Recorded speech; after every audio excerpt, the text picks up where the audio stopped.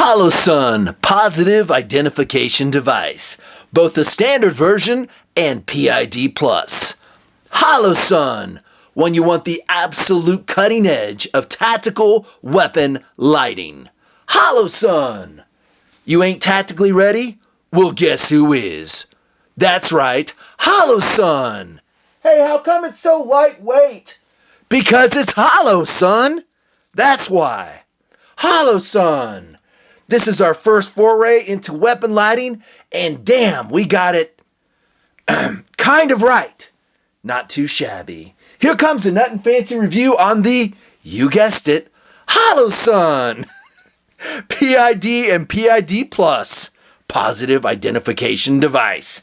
Mounted here on a Smith & Wesson Echelon, exiting testing. It is recommended. Great little pistol. Great pistol. I love the Echelon. It's fantastic. Buy with confidence. Once again, proving that Smith & Wesson is hitting on all cylinders.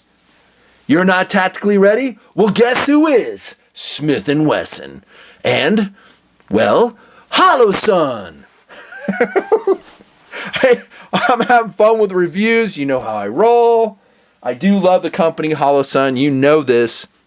I run many of their products as cast members here in TNP, not just purchased for review, but filling in sighting duties, a wide variety of their red dot sights. At this point, their reflex sights. Holosun is a great company. I love them. These two lights showed up at Gunny's, the Great American Gun Store, from the company. And they contacted Wyatt and said, hey, can you get these to Nut and Fancy? Can you have him test them for us, give us his honest opinion? And to be completely honest, I wasn't super duper stoked because, well, it's just more work. That's why. And not that I don't want to review them, not that I wouldn't want to try a Holosun lighting product. This will be the first of its type in the project. This might be their, like I introed with in that joking intro, it might be their first, introduction to weapon lights. I'm not too sure. But yeah, I like it, but I don't know. It's just more on the plate. Good news is all the shooting is complete with a PID, the PID Plus, which integrates a green laser. That one is mounted on that excellent Echelon you see before you. The boxes are right here. This is a PID Plus. Okay, so maybe they're learning, okay? There's a lot of ground that has been traveled, broken, for anybody getting into the weapon light business. I would recommend to any of you manufacturers doing that you would look at such products from, Streamlight. Here is one resting on a Glock 17 Gen 4 suppressed. That's a great weapon light. That's a TLR1 HL. Olight would be another one, and some other manufacturers that I've covered over the years. Now, in a lot of ways, the PID kind of went their own way, okay? And let me get some negative stuff out of the way. Because, yeah, I know they're on loan from you, Holosun. I love you guys, but there are some improvements, I believe, that need to be made on this sight, like several. One is it's too long. That's too big to put on a pistol. Too heavy, too. I weigh this one, the Plus version, at 5.2 ounces. Now, do I run weapon lights, integrated light laser combinations that weigh about that? To be honest, yes, I do. But we'll talk about some other things that kind of irritate me, and also Sean, the TNPer, who helped me test the Holosun. Yeah. One thing about the length is, like, you can see right here with a suppressor, I'm kind of bumping into it with a TLR1. With this one, I would be more than bumping into it, I think. It might run some interference on some cans. Now, granted, this is a silencer co. It's an oblong suppressor. So it has a weird format for more volume, quieter. At least in the day, that's what they designed that with. Just so you know. Now, the lens itself, the bezel here, might tuck under it. I didn't swap them out to double check, but it's something to note. I would like to see it more compact. The battery choice that they're using is an 18, not 650, but 350, which is interesting. That's a different battery choice, okay? Don't mind that. I mean, I have several lighting devices that have proprietary battery choices. I do get that. But 5.2 ounces, a little bit bulky, a little bit big. At least for a pistol. On an AR, it's A-okay. But I'll talk about AR mounting, and that is primarily what we tested it on.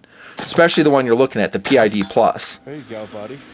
Okay, so I'm getting things out of the way that I don't really care for. Number one is the size, weight. I covered all that. How about 900 lumens? Okay, that's a little bit depressing for me comparing it to other lights that are out there. Once again, this might be their first introduction of a weapon light. Maybe it gets better. I'm pretty sure the company's going to improve this, but for close range, it's A-okay. I got no problems with that. And the way you access high and low mode on this, I think you just hold the switch for 3 seconds. And it should swap down. Maybe it's both switches for 3 seconds. And then it'll go down to low mode. I'm not sure. There's low, and it's pulsating because of modulation in the camera, not doing it in real life. And then you press and hold for 3 seconds. It'll go back to a whopping 900 lumens.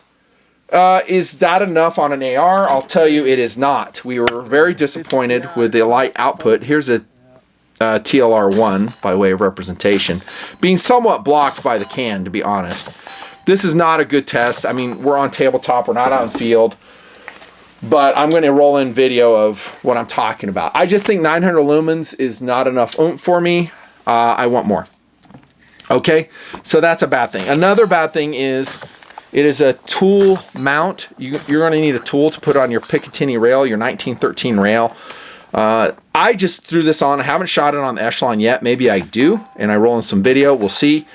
But I use my Cadet, my TNP Cadet, and it works perfect. Anytime you have a tool and it's related to a pistol sight, almost certainly you're going to lose that tool because life will get busy. You'll misplace it. This is a flat blade windage and elevation adjuster. Also, the T10 Torx. And this works really well. I recommend you don't lose this if at all possible because that's your windage right there. That's how you're going to adjust the laser. The laser. There's your up right there. Speaking of which, here's a positive thing. Let me throw this in during the criticisms. I do like how they have a dedicated button for the laser. That is pretty cool. So you can see the green laser there. Press and hold. I think that'll stay on. Oh, maybe this side does. Oh, okay, it's a momentary press and bring it on. All these UIs you just have to practice with. I'm not practiced with this, and I don't really care. So you get light laser combination. That's cool. I'm going to show you, do I even have one? I don't think I have one. I was going to show you the Olight Balder Pro product and how they have you select between, well, what mode you want. Do you want laser only? Do you want light only? Do you want both? You can select that. It is user selectable here with a PID Plus if you want to do so. I love the dedicated button though. All good. IPX67, I believe, or 68 on this, so waterproof. It's 7075 aluminum housing. The quality is very high. The way you're going to charge this is kind of like Olight a little bit. They have a magnetic charging cable. This you'll probably lose too. I would label it or color code it somehow so you know it goes to this. And then the magnetic port will sit there, and that's how you're going to charge it. To be honest, I was showing you the brightness. I haven't charged this in probably 3 months, so it's maybe residual. So maybe it would be, I don't know, a little bit brighter if I had it fully charged up. Not so sure. There's a look at the bottom there. That's for the battery compartment, and you can access that if you wanted to. I don't think you really would. I guess an upside to this versus an Olight product is that you do have a replaceable battery on that. And let me open that up to take a look at it. And you could have one on, you know, in your kit, and you could just swap it out. Now, the Balder Pro product, while it is awesome, and I did criticize that, by the way, the Olight one, it doesn't have that capability. There's the 18350 battery, so you could have an extra one of those charged up. Okay, and I think that's, I mean, I don't know a ton about that power source, but I think it's better than definitely a CR123. More wattage. Yeah, so battery you can replace, that's all good. You saw the windage and elevation. I'm not sure what they're using for the lens material. It doesn't really say here, but I didn't have any problems with it breaking. I will say, though, that I didn't really shoot this a lot. Just enough to know that I wasn't really happy with the brightness. By the way, neither was Sean. As you get around here, I mean, you can't see. That hill's not that far away. No. You got no usable illumination at 100 yards, correct? Yeah, at 100 yards, I'd say not even close. Now, is it focusable? Can we focus that? Nope. It is what it is. That's it. Because this hill, so if you guys can see that hill right behind the target, it starts out, that's, 70-ish. And then as you get a little further away, the hill kind of slopes away from us. You can see the laser, but the light is totally gone. By here, you can't see anything. Nothing. So that's unfortunate.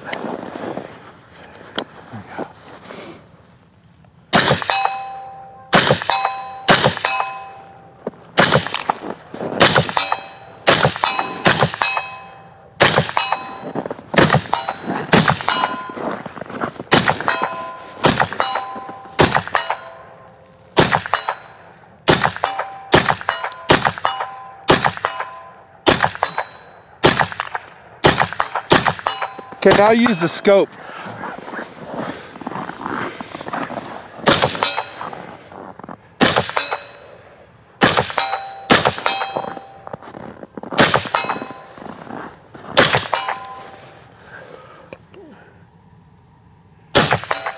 There it is. Nice shooting, buddy. Very nice. It's cool. I like it. I don't. I don't like the light. No. I like the laser. Laser's fine. Green laser at night. I think you've talked about this too, right? Works great at night, not necessarily during the day. Green you can see during the day. It's red you can't. Oh, it's red you can't. Once again, other things you need to know about it. Clamping block. You have 2 rail adapters that will come in the box with your PID or your PID Plus. Remember, the PID is just a regular light, so it doesn't have an integrated laser in it. And the Plus does have an integrated laser. If you're going to buy one, get the PID Plus. Pay the extra money. That would be my recommendation. Now, you can go through different modes on this. Something else you need to know. You can go white light and laser, which I just demoed for you. With no LED, there's like a blue LED that will show on the unit when it's on. You can turn the LED on with that same mode. You also have a plus mode and IR mode, which is something I really love about the unit. And let's go to the manual so I don't screw up what they're saying about this. That's what we just talked about. WL, that is white light, plus Viz mode, tells you how to access that. Plus mode, the indicator is blue. All 4 buttons activate both white light and Viz laser simultaneously. That's cool. IR mode. Now, don't get too excited. I was excited too. I was like, does this have IR as well? No, this is a plus version, and you need the dual, PID dual only, and that's how you'd access the IR mode. So there you go. And I had some other IR reviews, like laser reviews coming out, watching. They're going to be fun, really fun. I like how they did this. They show you which button is which. The manual is well done. I think it's pretty simple, straightforward. It's not confusing. Tells you all the specifications of the PID Lite. Would I buy one? Knowing what I know now on, well, the PID Plus or the regular PID Lite, would I buy one? I think you know the answer. It is no, I would not. I think you'd be better served by a more capable lighting product that has better throw, better illumination capabilities. Now, let me be fair to the product. Sean and I loved the laser capability of the PID. It was fantastic. We had no problem zeroing it. I think the windage and elevation system on the PID Plus is excellent. It's well executed. It's easy as long as you don't lose that special screwdriver tool. You could use something else, but it's nice to have something that fits in there exactly so you don't mar it up. But the lighting was just meh. It was like, no thank you. Maybe it was because I was used to maybe the Warrior X by Olight, maybe the Javelot Pro by Olight, and those are really powerful illumination tools that can be ran on your gun. Putting this on an AR is not recommended. It does not have the throw in this variation, even though they do talk about its advanced culminating system. A pistol, I would say it is recommended. I think for pistol illumination, which would be out to 20 yards, I think your PID series will do just fine. That's just what I know now, subject to change. There you go, bud. Now, one thing I forgot to mention. This PID normal one, it does have a little bit more power to it. It's 1,000 lumens, so not 900 lumen. That's cool. Rest should be basically the same. No, I'm sorry, I wouldn't buy it. I'd buy this one. This is just not a laser, but just a light. This TLR1 HL is sick. Really a great light. And I've shot these a lot. Very proven in the project. Fantastic. And of course, the Balder Pros. The Balder Pros are kind of our go-to, I wouldn't say long distance, because they have the same problem. They're not going to like totally illuminate out to like 200 yards, but out to 75 yards, shooting steel, maybe to 100 if you really press it. Yeah, they're okay. But I think it's a good first effort. I'm curious to see how Gen 2 of the Holosun PID changes things. I want to see lighter weight. I want to see more compact form factor. I want to see way more power. And I would like to actually see a better charging cable. But here's the caveat on that. If they change this charging cable, it's going to hose guys that already have the product. And if they have a PID and then they change a cable, it's going to piss them off. And I don't know if we should do that. I mean, it works. It works. And I have a proprietary charging cable for a lot of my Olight products, so can't complain there. On the table, we have a beautiful biplane. Beautiful biplane. Very special. You guys know what that is. I talked about it in the other review. We have a US-2 Japanese float plane. It's a PT6 powered 4-engine PT6 Japanese float plane. I do want it so badly. If you are a multi-billionaire and you want to buy this for me or buy one on contract and I get to have it and fly it with you paying the fuel and maintenance for, I don't know, 20 years, let me know. I would love it. This is a sick watch. Very cool watch. This is their operator series, the Armor Light. I'll put a link to this below if it's still at Joma Shop. Really cool watch. Very sealy. Very sealy. Tritium powered. The one thing I don't like about it, you guessed it, I don't like the hollow tips there. Not so fun. TNP Motorcycle Adventures are celebrating their 10th anniversary in the project. One of the bikes we ride in the project is, of course, my beautiful yellow Gixxer 1300 Suzuki Hayabusa. This is not the exact paint job I have, but it's pretty darn close. I don't have the silver. Mine's all canary yellow. And there you go. Thanks so much.